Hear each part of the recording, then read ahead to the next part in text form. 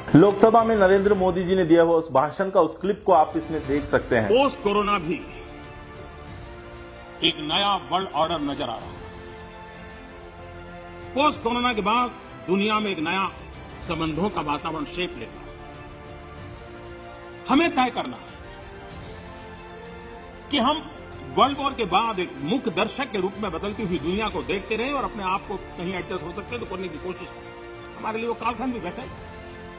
लेकिन आज post corona जो नया वर्ल्ड ऑर्डर तैयार होगा और होना ही है, किस रूप का होगा, कैसा होगा, कौन उसको इनिशिएट करेगा, वो तो वक्त बताएगा। प्रियो, आपने सुना नरेंद्र मोदी सरकार ने भी एक ही बात को कह रहा है। फास्टिंग नाइट 2019 मोदिया आरो सेकेंड प्राइम मिनिस्टार जाहैबावगोन। दानि जे मोदी बिनि जे फार्स्ट टार्मा 19 जोबहैगोन मे मासाव आरो मे मासनिफ्राय बियो गोदान आरो प्राइम मिनिस्टार जागोन। मोदिया एबारबो सेकेंडआव आरो बियो प्राइम मिनिस्टार जागोन। अलरेडि सासे प्रफेट दं, ख्रिस्टान प्रफेट। बियो ओरैबायदि प्रफेसि होखानानै दोनो जाहैबाय 2014 सननिफ्राय इन्डियाआवहाय सासे बेबायदि मानसि सिखांगोन, बे मानसिया सारा वर्ल्डआव पपुलार जागोन, बियो टप पजिशनाव फैगोन आरो बियो देश शासन खालायगोन। बेखौ प्रथम मानसिफ्रा नाकच खालायगोन, खिन्थु बिनि आन्दाराव सारा पृथिबिया बिनि आन्दाराव फैगोन आरो बे जाहैबाय इन्डियानि खोथाखौ बुंदों।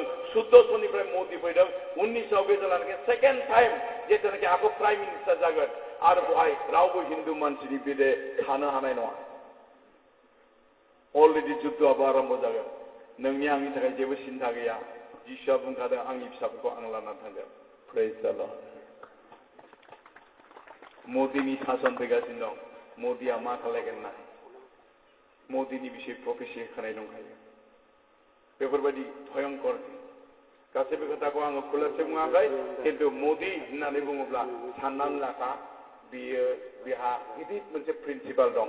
बे सैतान राजाजों दैदेनजानाय सासे बिब्लिकेल माखासे खोथाखौ फुलफिल खालायनो सैताननि दाराय माने जिथु खामानिखौ मावनांगौ मोदीनाव थानानै बे खामानिखौ मावगोन।